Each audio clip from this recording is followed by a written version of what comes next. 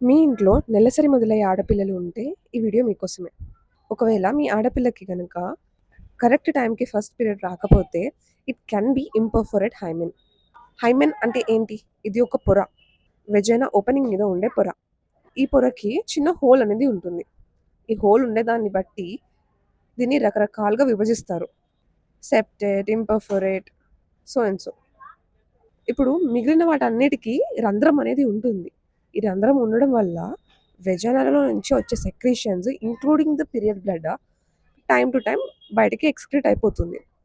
కానీ ఒకవేళ ఎటువంటి హోల్ లేనప్పుడు అంటే ఇంపర్ఫోరేట్ హైమెన్ కండిషన్, అప్పుడు బయటికి రావడానికి దారి లేదు. సో బ్లడ్ అనేది వెజైనాలోనే పూల్ అయిపోయి ఉంటుంది.